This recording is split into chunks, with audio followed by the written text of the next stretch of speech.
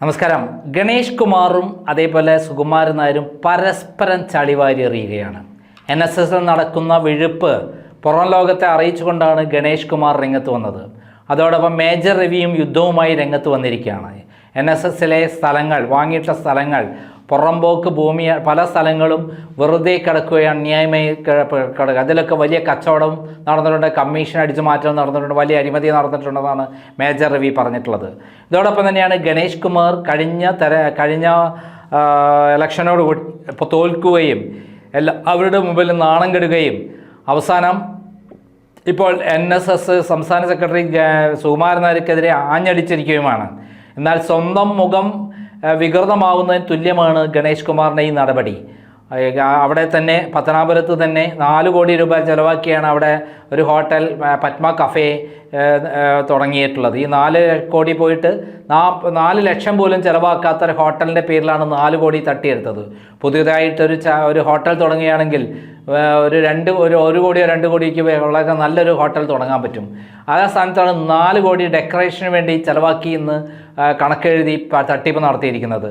അങ്ങനെ പരസ്പരം, അതോടൊപ്പം തന്നെ സുകുമാരൻ നായർ 43 പേരെയാണ് സ്വന്തം ബന്ധുക്കളെ നിയമിച്ചു എന്നുള്ള ആരോപണം ഉന്നയിച്ചിരിക്കുന്നത്.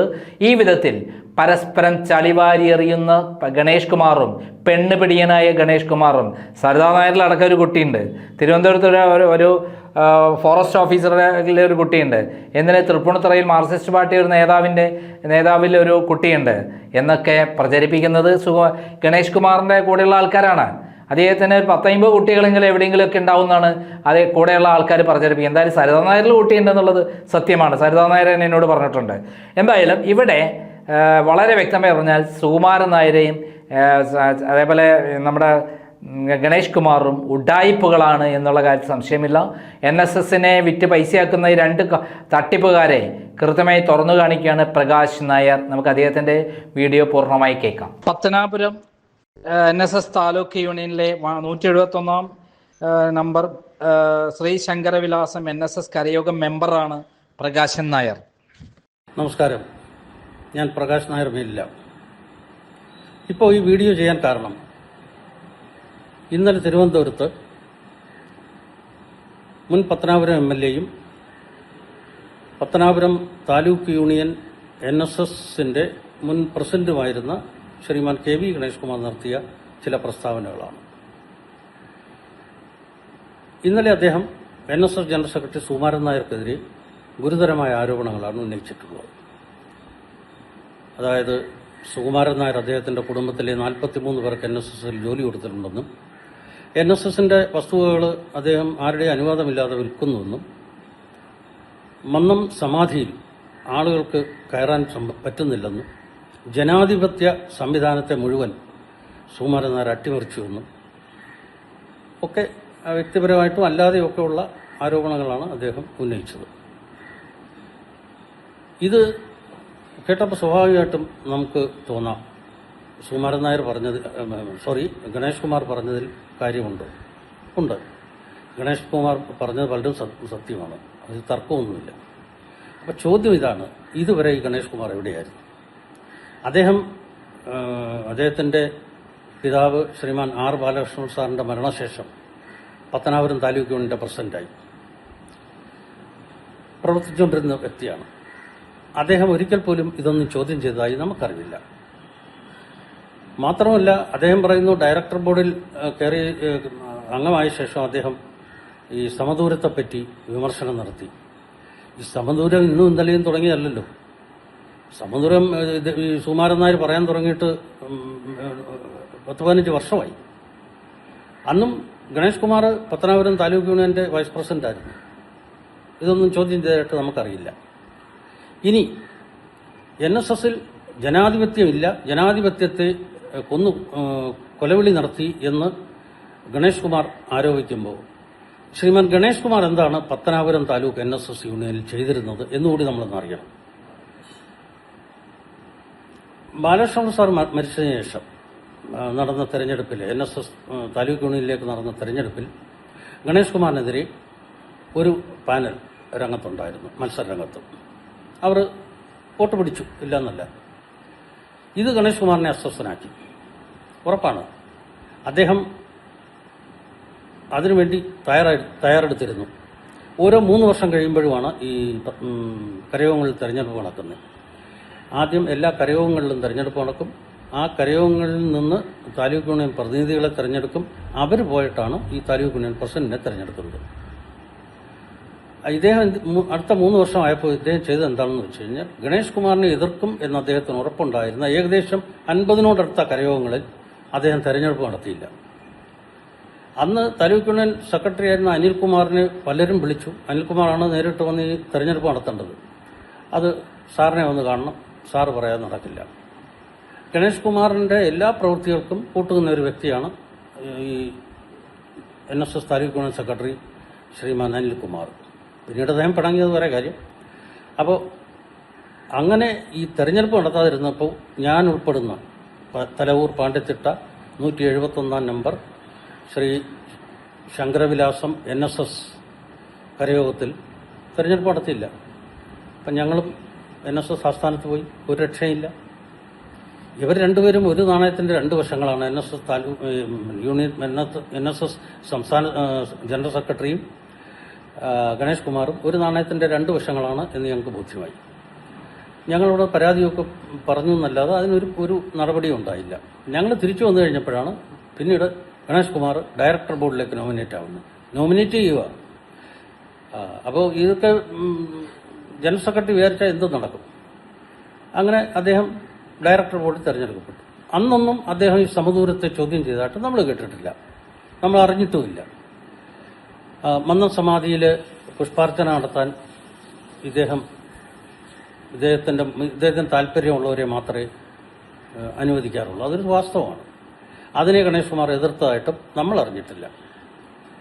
അപ്പോൾ ഞങ്ങളുടെ കരയോഗത്തിൽ തെരഞ്ഞെടുപ്പ് നടത്താതുമായി ബന്ധപ്പെട്ട് ഇദ്ദേഹം ഡയറക്ടർ ആയതിനു ശേഷം ഞങ്ങൾ നേരിട്ട് പൊന്നൂർ താലൂക്ക് ആസ്ഥാനത്ത് ഗണേഷ് കുമാറിനെ കാണാൻ പോയി.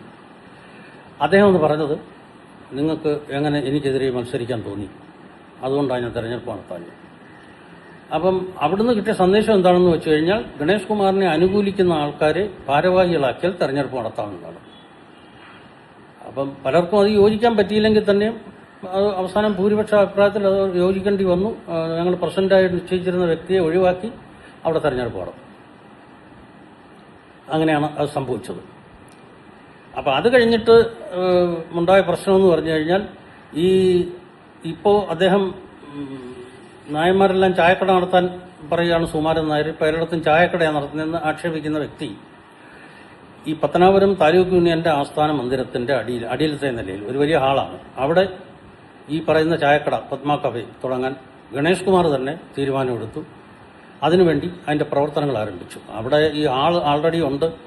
പിന്നെ എന്തെങ്കിലും അതിന്റെ ആൾട്രേഷനും മോഡിഫിക്കേഷനും ഒക്കെ നടത്തിയാൽ മതി, അതിനധികം പൈസ ചിലവായില്ല എന്നായിരുന്നു കണക്കൂട്ടൽ. പക്ഷേ ഈ 4 കോടി രൂപയിൽ പുറത്ത് അവിടെ ചിലവായി. ഇനിയും പൈസ ചിലവാകുമെന്ന് വന്നു കഴിഞ്ഞപ്പോൾ ഗണേഷ് കുമാറിനെതിരെ ഭൂരിപക്ഷം ഭരണസമിതി അംഗങ്ങളും തിരിഞ്ഞു. ഈ സെക്രട്ടറി ഗണേഷ് കുമാറിന്റെ നിഴൽ പോലെ നിന്നിരുന്ന സെക്രട്ടറി അനിൽകുമാറും അദ്ദേഹത്തിനെതിരായി. അങ്ങനെ പരാതിയായി അവർ ചങ്ങനാശ്ശേരിയിൽ പോയി ഗണേഷ് കുമാറിനുള്ള പിന്തുണ പിൻവലിച്ചു ഭരണസമിതി അംഗങ്ങൾ ഭൂരിഭാഗം പേരും. അങ്ങനെയാണ് ഗണേഷ് കുമാറിനെ താലൂക്ക് യൂണിയൻ പ്രസിഡന്റ് സ്ഥാനത്ത് നിന്ന് മാറ്റുന്നതും അവിടെ അഡോക് കമ്മിറ്റി വരുന്നതും അഡോക് കമ്മിറ്റിയിലെ ചെയർമാനായിട്ട് ശ്രീമാൻ കരിക്കത്തിൽ തങ്കപ്പൻ പിള്ളയെ തിരഞ്ഞെടുക്കുന്നത്. ശ്രീമാൻ കരിക്കത്തിൽ തങ്കപ്പൻ പിള്ള എന്ന് പറഞ്ഞാൽ ബാലകൃഷ്ണ സാറിന്റെ നിഴലായിരുന്നു. അദ്ദേഹമാണ് ഇപ്പം താലൂക്ക് യൂണിയൻ ഭരിക്കുന്നത്. ഗണേഷ് കുമാറിനെ ഒഴിവാക്കി. അത് കഴിഞ്ഞ് NSS ഡയറക്ടർ ബോർഡിൽ നിന്നും അദ്ദേഹത്തെ ഒഴിവാക്കി. അപ്പോൾ ഈ 4 കോടി രൂപയിൽ അധികം ചെലവാക്കി എന്ന് പറയുന്നത് ആയിട്ട് ബന്ധപ്പെട്ട് ഈ താലൂക്ക് യൂണിയനിലെ ഭാരവാഹികൾ പുനലൂർ ഒരു പത്രസമ്മേളനം നടത്തിയതിന് പത്രസമ്മേളനത്തിൽ അവർ പരസ്യമായിട്ട് പറഞ്ഞത് 4 കോടി രൂപയുണ്ടെങ്കിൽ പുനലൂർ ടൗണിൽ 5 സെന്റ് വസ്തു വാങ്ങി 2 നിലയ്ക്കുള്ള കെട്ടിടം പണിയാവുന്നതാണ്. അതിൽ അഴിമതി ഉണ്ടെന്നാണ് അവർ പറഞ്ഞത്. അപ്പോൾ ശ്രീമാൻ ഗണേഷ് കുമാർ പറയുന്നതെന്ന് പറഞ്ഞാൽ അടിക്കടി പറയുന്നത്, ഞാൻ കള്ളം പറയാറില്ല, എനിക്ക് പൈസയുടെ ആവശ്യമില്ല, ഞാൻ അഴിമതി നടത്താറില്ല. ഒരു വ്യക്തിക്ക് ഇങ്ങനെ അടിക്കടി പറയേണ്ടി വരുന്നത് എന്തുകൊണ്ടാണെന്ന് നമ്മൾ ചിന്തിക്കണം. അപ്പോൾ അഴിമതി ഉണ്ടെന്ന് അദ്ദേഹത്തിന്റെ കൂടെ ഭരിച്ചിരുന്ന ഭരണസമിതിക്കാരും പിന്നെ അദ്ദേഹത്തിന്റെ അനുചരനായിരുന്ന സെക്രട്ടറിയും പരസ്യമായിട്ട് പറയുകയാണ്. അങ്ങനെയാണ് ആ സംഭവം നടക്കുന്നത്. അപ്പം ഈ ഗണേഷ് കുമാർ പറയുന്ന ഇപ്പം അദ്ദേഹത്തെ എതിർത്ത് ആരെങ്കിലും എന്തെങ്കിലും പറഞ്ഞാൽ അദ്ദേഹം സ്ഥിരം പറയുന്ന ഒരു ഡയലോഗുണ്ട്, വല്ല അലവരാതികളും പറയുന്നതൊന്നും ഞാൻ കേൾക്കാറില്ല. അത് അദ്ദേഹത്തിന്റെ ഒരു ശൈലിയാണ്. കാരണം എതിരഭിപ്രായം കേൾക്കാൻ ഉള്ള ത്രാണി ഗണേഷ് കുമാറിനില്ല. ഈ ഗണേഷ് കുമാറും സുകുമാരൻ നായരും ഒരു നാണയത്തിന്റെ രണ്ട് വശങ്ങളായിരുന്നു. എങ്ങനെയാണ് ഇവർ പിണങ്ങിയത് എന്നതിനെപ്പറ്റി ദുരൂഹതയുണ്ട്. കാരണം ഈ ഗണേഷ് കുമാർ അടിക്കടി പറയുന്നൊരു കാര്യം ഉണ്ടായിരുന്നു. എൻ്റെ അച്ഛൻ എന്നോട് പലപ്പോഴും പറഞ്ഞിട്ടുണ്ടായിരുന്നു സുകുമാരൻ നായരുമായി ഒരു കാരണവശാലും പിണങ്ങരുതെന്ന്. ഇത് ഗണേഷ് കുമാർ പലവട്ടം പറഞ്ഞ കാര്യമാണ്. ആ സുകുമാരൻ നായരുമായി ഗണേഷ് കുമാർ എന്തുകൊണ്ട് പിണങ്ങി അത് നമുക്ക് മനസ്സിലാവുന്നില്ല. അപ്പം ഈ പിണക്കം ഇവർ തമ്മിൽ ഉണ്ടാവാനുള്ള യഥാർത്ഥ കാരണം എന്താണെന്ന് ഇനി വരുന്ന ആളുകളിൽ ചില വെളിപ്പെടുത്തലുകളൊക്കെ വരുമെന്നാണ് നമ്മൾ പ്രതീക്ഷിക്കുന്നത്. ഇങ്ങനെ വിവാദം ഉണ്ടാകുമ്പോഴല്ലേ ഇതൊക്കെ വെളി വരുന്നത്. അല്ലാതെ ഗണേഷ് കുമാർ പറയുന്ന ആരോപണങ്ങൾ എല്ലാം കറക്റ്റാണ്, അതിന് തർക്കമൊന്നുമില്ല. പക്ഷേ ഗണേഷ് കുമാർ പറയുന്ന ചില വസ്തുതകൾ അദ്ദേഹത്തിനും ബാധകം. കാരണം ഈ ജനാധിപത്യ രീതി അദ്ദേഹം ആവശ്യപ്പെടുന്ന ജനാധിപത്യ രീതിയിലല്ലാതെ പ്രവർത്തനം നടത്തിയ ഒരു വ്യക്തിയാണ് ഗണേഷ് കുമാർ പത്തനാപുരം താലൂക്ക് യൂണിയനിൽ. അതിന് തർക്കമൊന്നുമില്ല. അതുപോലെ തന്നെ ഈ മന്നം സമാധി, ഇവരെല്ലാം പറയുന്നു മന്നം സമാധിയായതല്ല. മന്നം വാർദ്ധക്യ സഹജമായ അസുഖം വന്ന് മരിച്ചതാണ് അദ്ദേഹം. അത് മന്നത്തിന്റെ സ്മൃതി മണ്ഡപമാണ്, അതവരെ സമാധിയാക്കി. ഇങ്ങനെയൊക്കെ ചില കാര്യങ്ങൾ. ഇപ്പം ചട്ടമ്പി സ്വാമിയെ ഒരു തിരുവനന്തപുരത്തെ ചട്ടമ്പിയായിട്ടാണ് സുകുമാരൻ നായർ കണ്ടതെന്ന് ഗണേഷ് കുമാർ പറയുമ്പോൾ ഈ മന്ന സമാധി എന്ന് പറയുന്നത് ഗണേഷ് കുമാർ പറയുന്നത് നിങ്ങൾ മനസ്സിലാക്കണം, മന്ന സമാധിയല്ല, മന്നം സ്മൃതി മണ്ഡപമാണ്. അത് നമുക്ക് ഗാന്ധിജിയുടെ ഡൽഹി പോയി കഴിഞ്ഞാൽ രാജ്ഘട്ടിൽ പോയി ആർക്ക് വേണേലും പുഷ്പാർച്ചന നടത്തി തൊഴാം. ഇവിടെ മാത്രം എന്താ ഇത്ര ഒരു നിയന്ത്രണം എന്നുള്ളത് നമുക്ക് ഇനിയും മനസ്സിലായിട്ടില്ല. ഇതൊക്കെ മുൻകൂട്ടി പറയാതെ ഇപ്പോൾ എന്തോ പിണക്കം ഉണ്ടായി അദ്ദേഹത്തെ എല്ലാ സ്ഥാനത്തു നിന്നും മാറ്റി കഴിഞ്ഞപ്പം ഗണേഷ് കുമാർ ആരോപണം ഉന്നയിക്കുകയാണ്. അല്ലാതെ അതിലൊരു കാര്യവുമില്ല. ഇതൊക്കെ നേരത്തെ ചെയ്യേണ്ട കാര്യങ്ങളായിരുന്നു, അതൊന്നും ചെയ്തില്ല.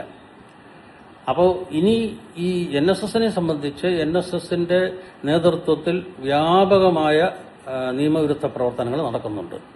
അത് ഇന്നും ഇന്നലെയും തുടങ്ങിയതല്ല. ഇപ്പൊ പിണക്കം ഉണ്ടായപ്പോഴല്ലേ ഗണേഷ് കുമാർ ഇതൊക്കെ പറയുന്നത്. അദ്ദേഹം അനുകൂലമായിരുന്നു അന്ന് അതിനൊക്കെ. അതുകൊണ്ടല്ലേ അദ്ദേഹത്തെ ഡയറക്ടർ ബോർഡിലും എടുത്തത്. അപ്പൊ ഇതിനകത്ത് അതുപോലെ തന്നെ ഈ ധനലക്ഷ്മി ബാങ്കിൽ നിന്ന് പണം പിൻവലിച്ച ദുരൂഹതയൊക്കെ അദ്ദേഹം പറയുന്നുണ്ട്. ധനലക്ഷ്മി ബാങ്കിൽ നിന്ന് പണം പിൻവലിച്ചത് ഒക്കെ അദ്ദേഹം ഡയറക്ടറായിരിക്കുന്ന സമയത്താണ്. അന്നൊന്നും അത് ഗണേഷ് കുമാർ അത് ചോദ്യം ചെയ്തില്ല. അപ്പൊ ഇവര് രണ്ടുപേരും തമ്മിൽ വലിയ വ്യത്യാസമൊന്നുമില്ല, രണ്ടും കണക്കാണ്. ഇനിയിപ്പം എന്തൊക്കെയാണ് കൂടുതൽ രഹസ്യങ്ങളെന്നുള്ളത് ഇനി വരുന്ന ആളുകൾ പുറത്തു വരും. അപ്പോൾ ഇതാണ് ഞാൻ പറഞ്ഞതാണ്, ഇത് വാസ്തവം. ഇതാണ്, ഇവർ രണ്ടുപേരും കണക്കാണ്, ഒരു തർക്കവുമില്ല. ജനാധിപത്യം എന്നൊക്കെ ഇപ്പം അദ്ദേഹം മുറവിളി കൂട്ടുന്നു. അദ്ദേഹം ഭരിച്ചിരുന്ന സമയത്ത് ഈ ജനാധിപത്യത്തിന് വേണ്ടി അദ്ദേഹം നിലകൊണ്ടില്ല ഗണേഷ് കുമാർ. അതാണ് നമ്മൾ മനസ്സിലാക്കേണ്ടത്.